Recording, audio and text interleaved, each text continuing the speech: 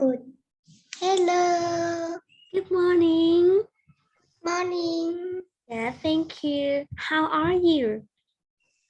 I'm fine. Thank you. How are you? Oh, I'm fine. I'm pretty good. Thank you. Did you sleep well? Did you sleep well? Con ngủ có ngon không? Yes. Oh, that's great. Have you had breakfast? Con đã ăn sáng chưa? Yes. Oh, great. That's so great. Giỏi quá. So, welcome back to our class again. Welcome back to PanKids class again. Chào mừng con đã trở lại với lớp học của PanKids. Này, hôm nay chuyển sang học sáng có thấy ngủ dậy sớm, có phải ngủ dậy sớm không? Trễ. Ngủ dậy trễ hả? Vẫn thoải mái trong giờ học đúng không? Yes. Okay. Nào.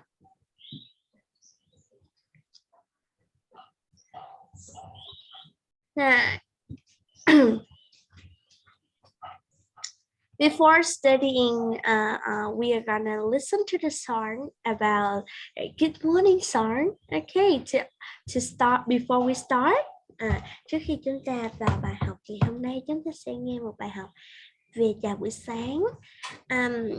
Phương Thảo có còn nhớ chào buổi sáng là gì không nào? Good morning. Oh, good morning. Yes, good morning. Buổi sáng tốt lành hoặc là chào buổi sáng ha.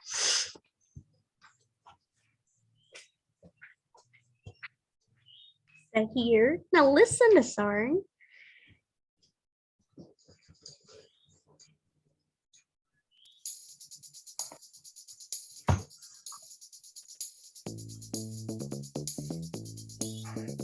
Good morning. Good morning. Good morning. Good morning. 1, 2, 1, 2, 3. Good morning.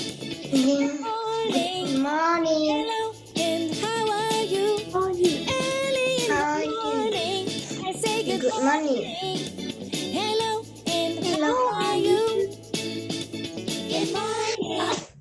Good morning. Morning. Hello, and How how are are you? you? Early in the morning, I say good morning. Hello, and how are you? In the morning, I clap my hands. In the morning, I do my dance. In the morning, I shout hooray. This is gonna be a wonderful day. Good morning, good morning.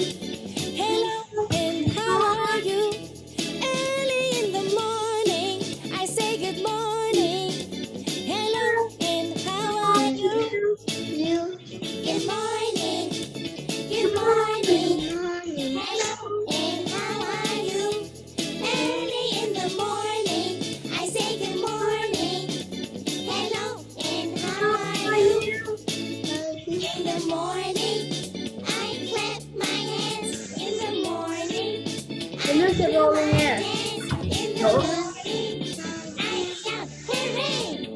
This is gonna be a wonderful day. Good morning, good morning. Hello, and how are you? Early in the morning, I say good morning. Hello, and how are you? Good morning, good morning. Hello, and how are you? Early in the morning, I say good morning. Hello, and how are you? Hello, and how are you? Hello, and how are you? Yeah, hello and how are you? That's great. Now, so you remember what have we learned the last lesson? What have we learned yesterday? Tối qua chúng ta đã được học về chủ đề gì con nhỉ? You remember? về con vật. Trong gia đình đúng không? Con vật nuôi đúng không nào? Yeah. Vật nuôi chúng ta gọi là gì nhỉ? What do we call?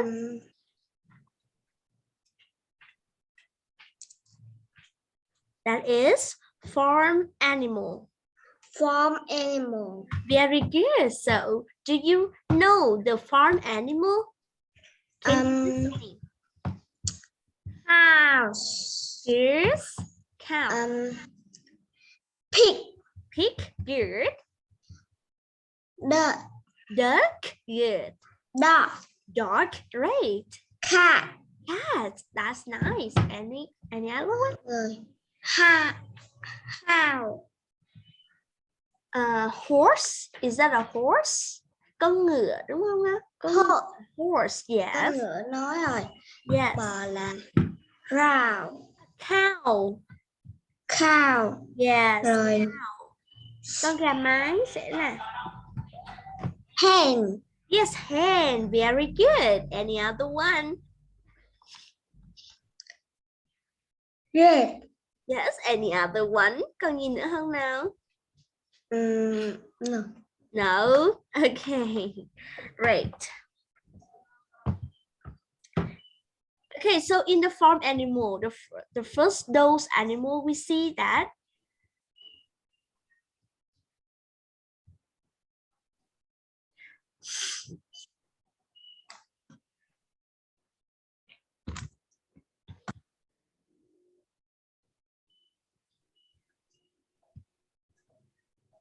that's a cow, horse, hen, duck, dog, cat, right? Yeah. Yeah, so now we're gonna go on with the animal. We're gonna move to practice. Hôm qua chúng ta vẫn chưa xong đúng không? Hôm nay chúng ta sẽ tiếp tục ôn tập về cái phần farm animals. Ok? Chúng ta còn một phần của farm animal nữa. Chúng ta sẽ ôn tập xong thì sẽ học bài mới nha.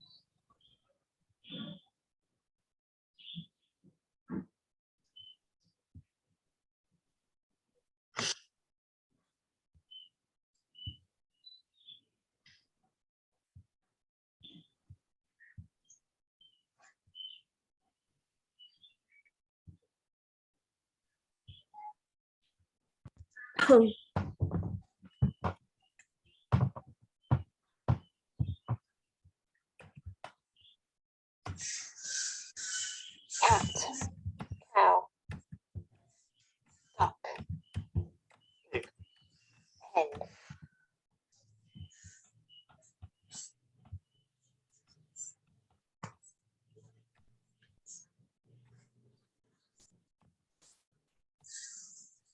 Duck, cat.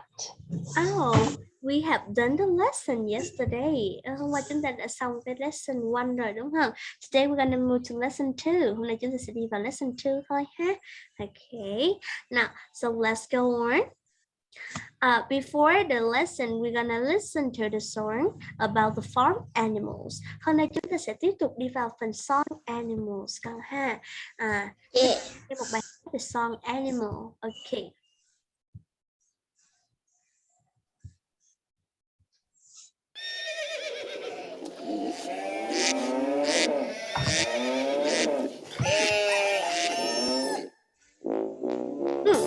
We have learned this one yesterday, right? Bài này hôm qua chúng ta nghe chưa nhỉ? No. No? I did. Yes. Hôm qua chúng ta nghe bài ở dưới đúng không? Hôm nay chúng ta nghe bài ở trên nha. Rồi, this one, this song please. This song please. Đây. Ta nghe bài ở dưới.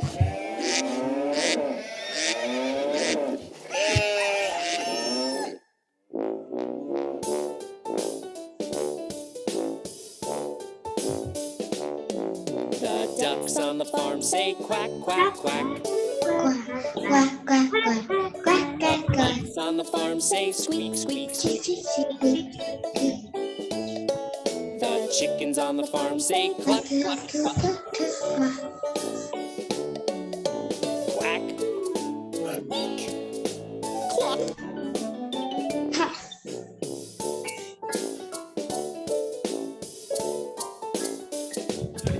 The pigs on the farm say oink, oink, oink.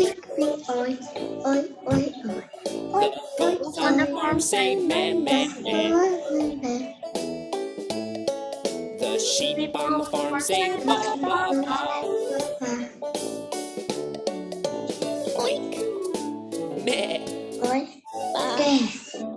Ha.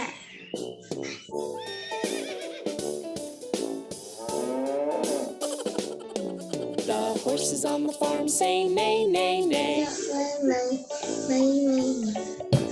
Cows on the farm say moo, moo, moo. The roosters on the farm say cock-a-doodle-doo. The rooster on the farm said cock-a-doodle-doo. Neigh, moo, Ooh. doodle-doo. Neigh, moo, Hey.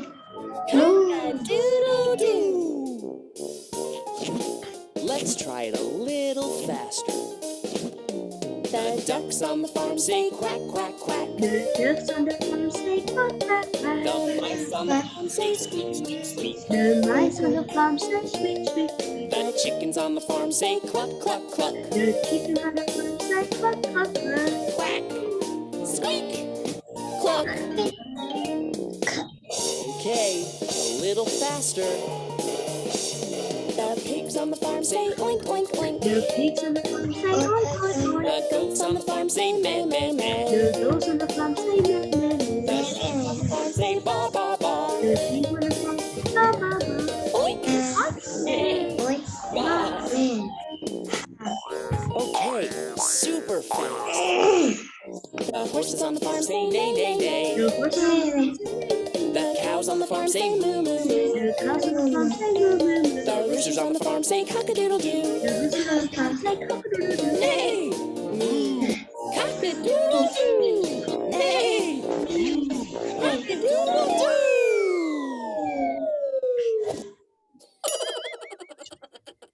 All right. So those are oink, some oink here more and an the oink. farms animal. All right. Đó là những thêm bài hát về những con vật trong nông trại. So what can you see in the video? Trong video con có thể thấy con vật nào nhỉ? What can you see in the video?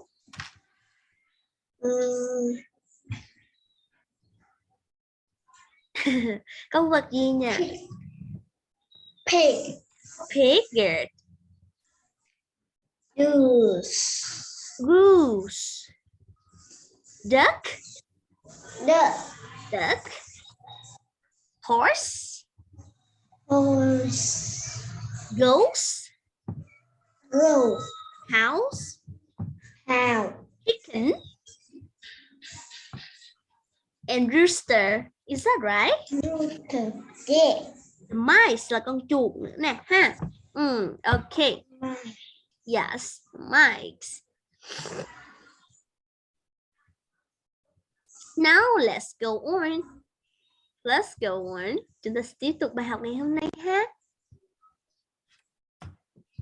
Right. Can you see my screen share now? Con thấy màn hình không nào? Yeah. Okay, now welcome back to Panki's class. So, are you ready? Are you ready? Yeah. Now you will eyes on me. Ai ra mi là nhìn. Yes, and you will listen to me. Listen là nghe. Very good. Listen to me. Nghe. And you will repeat. Okay, và con sẽ lặp lại nữa con ha. Now, so we have the lesson 10.2, farm animals. Can you say farm animals? Farm animal. Very good. Farm animals. Farm animal là gì? Farm animal là những con vật được nuôi. Yes, con vật nuôi trong trang trại ha. Farm là khu vườn hoặc là nông trại. Farm animal là vật nuôi trong nông trại. Okay. Now, so we have House. con ngựa của chúng ta sẽ là Horse. đúng rồi, nghe lại nha. Horse. Horse. Đúng rồi. Con đừng đọc house nhé. House là ngôi nhà nha con. Yeah. House là ngôi nhà và con ngựa sẽ là horse. Horse. Horse. Horse. Horse. Horse. Very good. Again, horse. Horse. Lặp lại nào. Horse. Again. Horse. Horse. Horse. Very good. Again. Horse. Horse. Horse. Horse. Horse. Horse. Horse. Horse. Con ngựa là Horse. yes. What animal is this? What animal is this? It's a horse. A horse. Very good. It's a horse. That's nice. Okay, it's a horse. All right. A horse. And what animal is this? Con này là con gì nhỉ? Pear. Rồi, con này sẽ là con cừu đúng không? Yes, con cừu của chúng ta là gì nhỉ? Con cừu là Sheep. sheep. Sheep. Yes, sheep. Again, Sheep. sheep. Yes, Sheep. sheep. Sheep. Sheep. Sheep. Sheep. Sheep. Yeah, đúng rồi, giống sheep. Sheep. Sheep. Sheep. Sheep. Very good, sheep. Sheep. What animal is this? Sheep. Very good. Again. Tiếp nào. Sheep. Sheep. Sheep. Sheep. Sheep. Sheep. Sheep. Sheep. Sheep. Sheep. Sheep. Good. Sheep. Very good. What color is the sheep? Sheep. What color? Màu gì con? Con cừu này màu gì đây hề? What color is the sheep? White. Oh, it's white. Very good. It's white. Okay. Now, what animal is this? Father. Oh, con này là con gì hề? Con ếch. Con ếch của chúng ta là Con ếch. frog. Frog. Frog. Frog. Frog. Oh, you sleepy? Con gái buồn ngủ hả? Now again. Frog. Frog. Again. Frog. Frog. Frog. Frog. Frog. Frog. Frog. Frog. Frog. Frog. Frog. Frog. Frog. Okay. What animal is this? Frog. Frog. Good. What animal is this? Frog. Frog. Đúng rồi. Cô hỏi là con có thể thấy con vật gì thì con sẽ trả lời luôn ha. A frog. Frog. I can see frog. I can see frog. Very good. Thank you. Now, what animal is this? Con này là con gì nhỉ? Yes, it's a goat. Con dê đúng không nào? Yes. Goat. Very good. Nè, kỹ nhé. Goat. Goat. Goat. Goat. Goat. Goat. Very good. Goat. Goat. Goat. Goat. Very good. What animal is this? What animal is this? What animal is this? Goat. Goat. Very good. Goat. Goat. Very good. Next one is E. goat. E. Goat. Goat. E. Goat. Okay, very good. Goat. Goat. Okay. Right. What animal is this? Goose. Con này là con gì? Quack. Con Quack. này là con... Yes, nó say quack quack quack. Và tiếng Việt của nó là con gì con Hè? Con vịt. Con vịt của chúng ta là Goose. con ngỗng. Hôm qua con vịt học rồi, hôm nay chúng ta học con ngỗng nhé. Goose. Con ngỗng sẽ là goose. Goose. Chó nó Goose. Goose. Goose. Goose. Goose. Goose. Goose. goose. Goose. Goose. Goose. Goose. Goose. Very good. Goose. Goose. Goose. Goose. Goose. Goose. Goose là con gì con nhỉ? Là con ngỗng. Con ngỗng. Goose. Very good. Can you realize which one is goose and which one is duck? Con có thể nhận ra sự phân biệt giữa con ngỗng và con vịt không?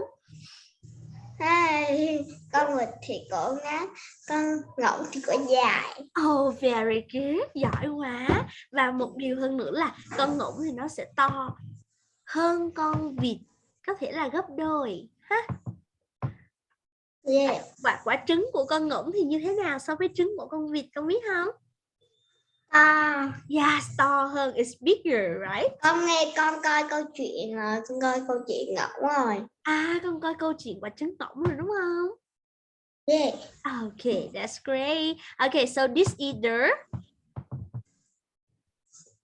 the goose, right? Goose. Goose, very good. This is goose. Goose. Yeah. And what animal is this? What animal? Con thỏ.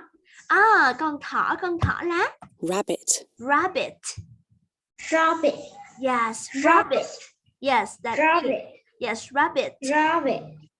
Rabbit. Yes. Rabbit. Rabbit. Yes, rabbit. Rabbit Rabbit. là con thỏ. Rabbit. Good. Con Rabbit. Good. Rabbit. Con thỏ. Rabbit. Yes, rabbit. Rabbit. Rabbit. Rabbit. Rabbit. Rabbit. Rabbit. Rabbit. Rabbit. Rabbit. Rabbit. Rabbit. Rabbit. Rabbit. Rabbit. Rabbit. Rabbit. Rabbit. Rabbit. Okay, Rabbit. that's good. Yes. Now, so we will have the structures. Bây giờ chúng ta sẽ có cấu trúc ha.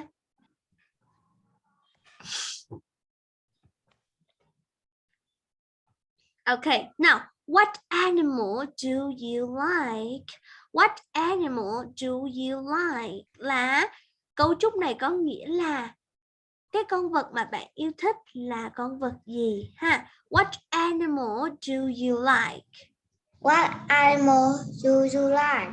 Very good. Có nghĩa là con vật bạn yêu thích là con vật nào ha? What animal do you like? Và để trả lời cho và để trả lời cho câu hỏi này á, thì con sẽ dùng cấu trúc I like, có nghĩa là tôi thích cái gì đó con ha. Okay. Yeah. Okay, right. Now say again, please. What animal do you like? What animal do you like? Very good. Again, what animal do you like? What animal do you like? Very good. What animal do you like? What animal do you like? Very good. I like. I like. Now, the next one. Để hỏi một cấu trúc là tại sao bạn lại thích cái con vật đó nhất, thì con sẽ hỏi cấu trúc là why do you like them? Và để trả lời cho câu hỏi này, con sẽ dùng cấu trúc because they are, bởi vì chúng. Nhớ chưa nào? Tại sao bạn lại thích chúng? Bởi vì chúng như thế nào đó, bởi vì chúng đáng yêu chẳng hạn. Because they are cute. Okay? Yes. Rồi. Why do you like them? Why do you like them? Okay, again. Why do you like them? What do you like them? Why do you Why? like them? Why them? Why chữ này là chữ why, tại sao nha. Chữ này là chữ do, chữ này là you, Do chữ này là like, you chữ này là them. like Đọc lại nè. them? Why do you like them? Why Do you like them? Why do you like them? Yes, very good. Now, why do you like them? Why do you like them? Because they are. Because we are. Because they are. Because they are. Very good. Because they are, bởi vì họ như thế nào, bởi vì chúng như thế nào ha. Ok. Because they are. Very good. Tiếp theo chúng ta có nè. Is it a goat? Is it a goat? Đây có phải là con dê hay không ha? Is it a goat? Goat. Yeah, con trả lời nào. Is it a goat? Is it a goat? Rồi cấu trúc này có nghĩa là đây có phải là con dê không ha? Đây có phải là con dê không? Và để trả lời cho cấu trúc này chúng ta sẽ trả lời yes it is và no it isn't. Được chưa nào? Nào, yes it is. Yes, it is. No it isn't. No, it isn't. Very good. Lại một lần nữa nha. Is it a goat? Is it a goat? Yes it is. Yes, it is. No it isn't. No, it isn't. Okay, again please. What animal do you like? What animal? What animal? What animal? What animal do you like? I like. I like. Why do you like them? What do you like them? Why? Why do you like them? Why do you like them? Okay, again. What animal do you like? What animal do you like? I like. I like. Why do you like them? What do you like Why? them? Why? Tại sao là why? Why? Đúng rồi, bây giờ Phương Thảo nè. Chúng ta phân biệt cho cô chữ what và chữ why ha. What là cái gì và why là tại sao nha. Bây giờ cô hỏi là tại sao con cười? Why? Why are you laughing? Is that right? Yeah. Okay, right. Lại cấu trúc cho cô nào. What animal do you like? What animal do you like? I like. I like. Why do you like them? Why Why? do you like them? Why do you like them? Because they are. Because they are. Is it a goat? Is it a goat? Yes, it is. Yes, it is.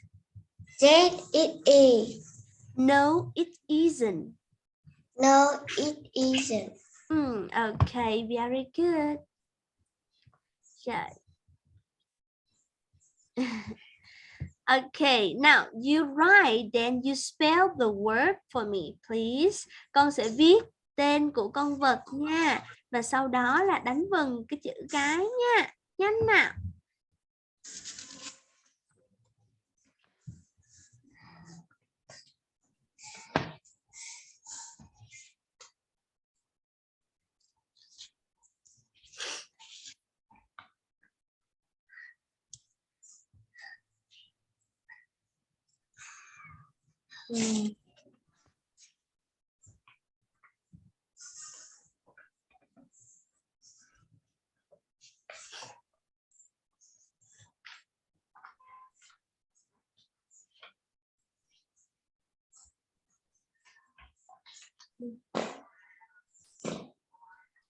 Con ngựa là gì nhỉ? Con biết cách viết không? Do you know? Do you remember? No. Oh no. Okay.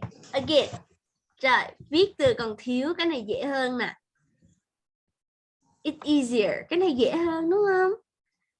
Yeah. Okay, you write please.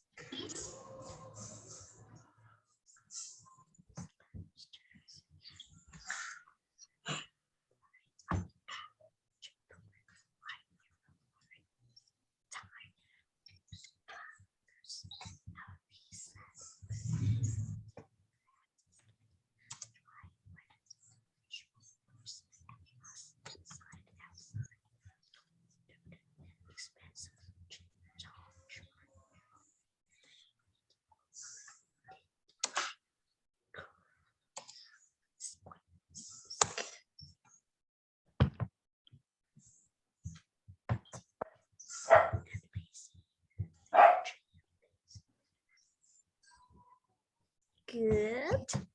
Dạ. Con chỉ biết mình là con ếch thôi mà mấy cái khác không biết. Oh really? Yeah. Okay, frog, con ếch, đúng rồi, chính xác nè. So we can check the answer. Này, this is a frog. It is a frog. Yeah, frog. It is a frog. Yes, frog. It is a frog. Good. The next one is the sheep. Sheep. Sheep. Sheep. Very good. Sheep. Sheep. Sheep. Sheep. Very good. Sheep. Sheep. Sheep. Sheep. Okay. The next one. Goat. Goat. Goat. Goat. Goat. Goat. Yes, very good. Goat. Goat. Goat. Goat. Goat. Goat. Very good. This is the horse. Ho. Horse. Ho. Horse. Ho. Again. Horse. Horse. Horse. Horse. Very good. Horse.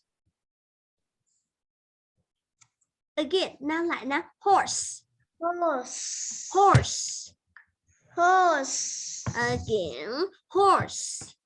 Horse. That's good. Horse. Horse. Oh, next one. Goose. Goose. Goose. Goose. Goose. Goose. Very good. Goose. Goose. Goose. Goose. Okay, that's great. And rabbit. Rabbit. Rabbit. Yes, again, rabbit. Rabbit. Rabbit. Rabbit. Very good. Okay, giỏi quá. Now we're gonna say again. Now, it's a frog. It's a frog. It's a sheep. It's a sheep. It's a goat. It's a goat. It's a horse. It's a horse. It's a goose. It's a goose. It's a rabbit. It's a rabbit. Very good one. Thank you so much. Now, gonna see. What animal is this? What animal is this? What animal is Cô it? đang hỏi thì con trả lời chứ. What animal is this? Cô đang hỏi đây là con gì mà? What animal is this? This is my. Is it a, My. is it a frog? It is a frog. Lại nha. What animal is this? It is a frog. Very good. It's a frog. Okay. What animal do you like? Cấu trúc vừa học. What animal do you like? Con thích con vật nào? What animal do you like? What animal do you like? Con thích con gì thì con trả lời I like. I like. Okay, trả lời nào. I like Pig. I like pig. Okay, very good. All right. So why do you like them the most? Tại sao con thích chúng nhất? Because they are.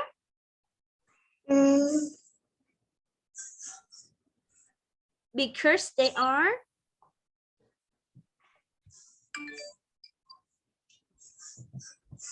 Because they are. Tại sao? Tại sao? Bởi vì chúng như thế nào? Tại sao con thích chúng? Why do you like them?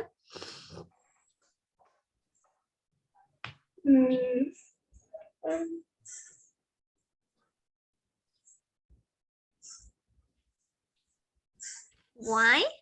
Tại sao nhỉ? Tại sao con lại thích chúng nhỉ?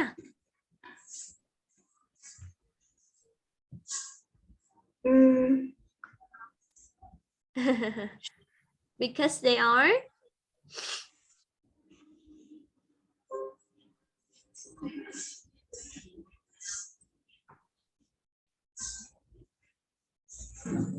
Lý do tại sao mình thích chúng nè?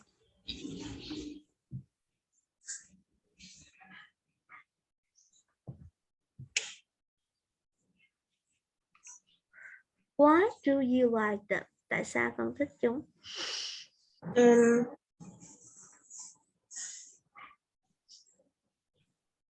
Chúng dễ thương không? No. No. Vậy tại sao hả?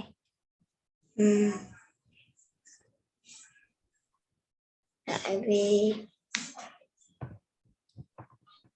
Ăn thịt chúng ngon hả? ôi dạ thịt. À, con thích con ghost hả? Cô tưởng là pig. Yeah.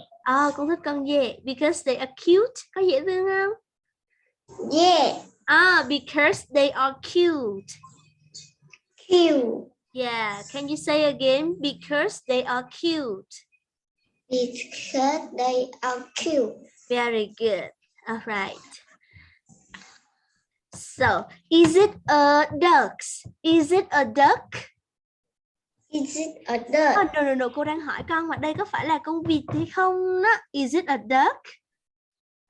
No, I don't. No, it isn't. No, it isn't. Okay. Is it a goat? No, it isn't.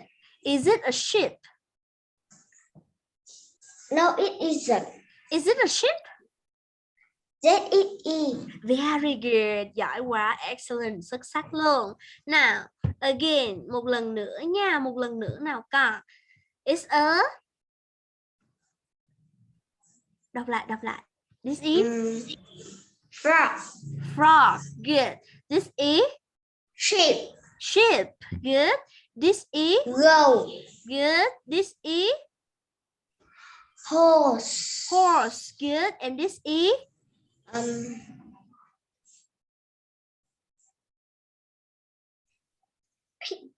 Goose. Goose. This is. Rabbit. Rabbit. Rabbit. Rabbit.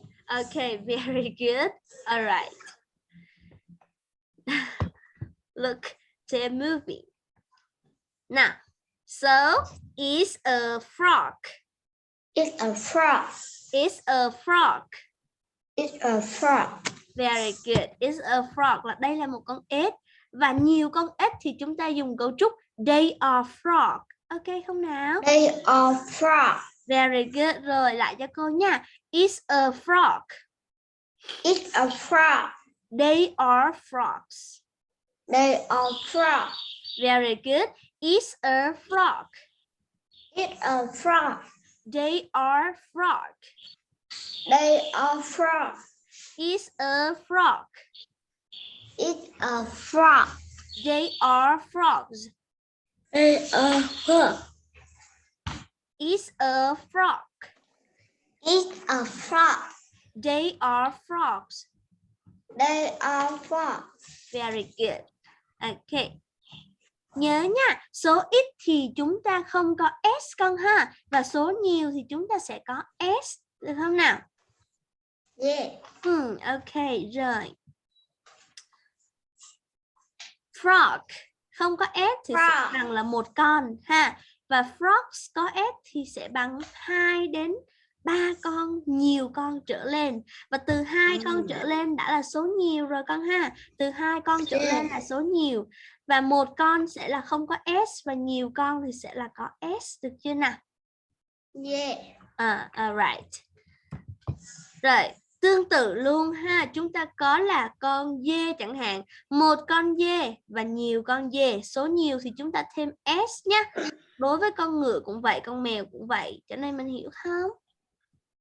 Rồi, bữa sau nếu thấy mà cái chữ này nè mà nó có s thì vẫn là con s nha, chứ không phải là thành chữ khác nha. Bữa sau nếu mà mình thấy they are frog thì frog này vẫn là con s nhưng mà nó là số nhiều, còn chữ mà không có s tức là số ít đó, được không nào? Yeah. Nhớ rõ chưa? Yeah. Rồi, again nào. Goat. Goat. Goose. Ghost. Horse. Horse. Horses. Horse. Horses. Horse. Đúng rồi, horse. Horse. Horses. Horse. Cat. Cat. Cats. Cats. Very good. Ok. Rồi, bây giờ con sẽ khoanh tròn cho cô nha. Ví dụ nhìn vào bức tranh này, có nhiều con mèo hay có một con mèo, con sẽ khoanh cái nào? Được không? Con sẽ chọn cho cô từ đúng. Ví dụ nhiều con mèo thì sẽ có S hay là không có S? Một con chó thì rồi, khoanh tròn. Nếu không khoanh tròn được thì viết đáp án vào ô cho cô nha. Tương tự những con thỏ là chọn đáp án nào luôn. Rồi con chó đáp án nào và con cừu đáp án nào? You understand here? Yeah. Okay.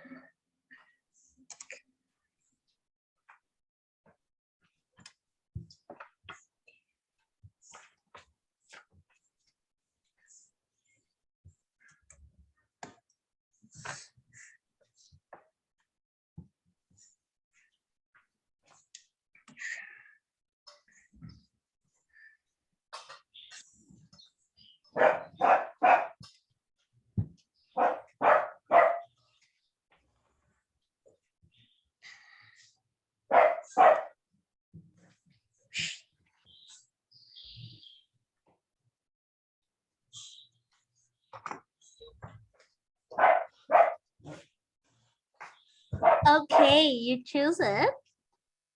Very good. So this one we're gonna choose cats, right? Cats. Rabbits, Rabbit. dog, Dog. Sheeps. Sheep. Good. Chữ sheep này chúng ta sẽ thêm s, chúng ta đọc là âm giờ ha. Sheeps. Sheep. Very good. Okay.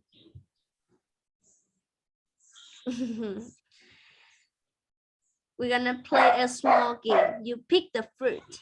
Which fruit do you like? Con thích quả gì đây? Apple. Oh, you like Banana. apple. Okay, chúng ta mở apple trước nha. Okay. Now, do you like frog? Do you like Do frog? you like frog? Do you like frog?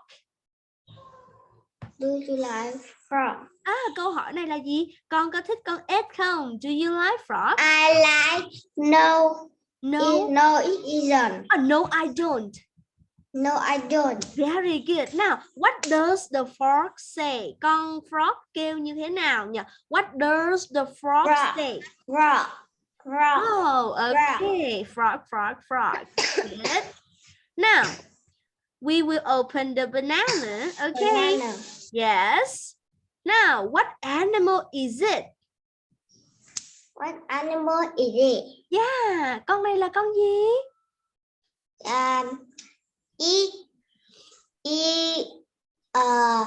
Pig. It's a pig. Very good. All right, that's great. Now, quả gì tiếp theo? Which fruit is the next? Quả cherry.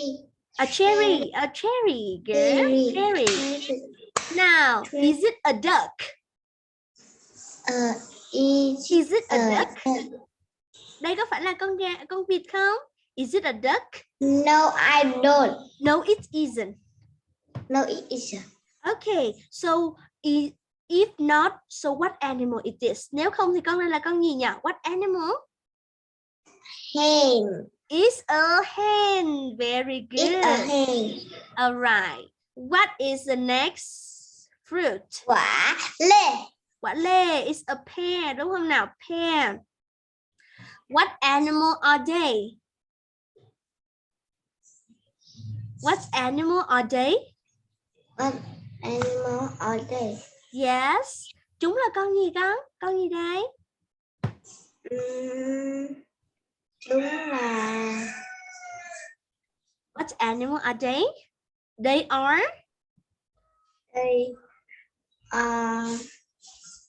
They are sheep. Sheep. Very good. They are sheep. They are sheep. Do you like them? Do you like them? Con có thích chúng không? Do you like them? No, it isn't. No, I don't.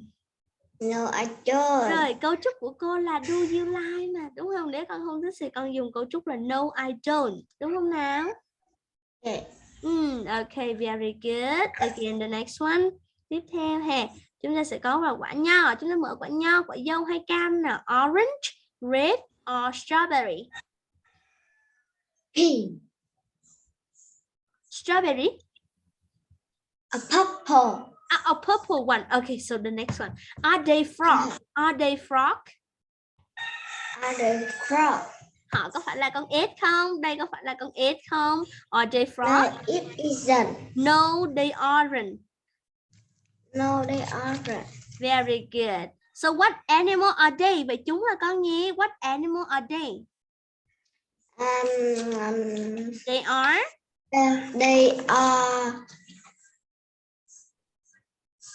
They are. Con thỏ là. Con thỏ là rabbit. Rabbit. They are rabbit. They are rabbit. Very good. Grape. Quả nho ha. Do you like cats? Do you like cats? Yes or no? Con có thích con mèo không? Con có thích con mèo không? Yes, I do. Con mèo không? No. No, I don't. No, I don't. Why don't you like them? Tại sao con không thích chúng nhỉ? Why?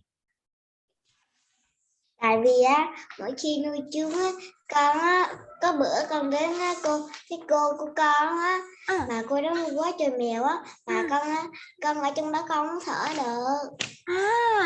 Okay, because about your health problem, right? Bởi vì mình có liên quan đến vấn đề sức khỏe đúng không? Okay. Rồi. What does the cow say? What does the cow say? Con cow kêu như thế nào? What does the cow say? Moo. Moo. What does the horse say? What does the horse say? Hey. Hey, good. Okay. All right. All right. So that is about our lesson today. Okay. Goodbye, see you again. Goodbye, goodbye, see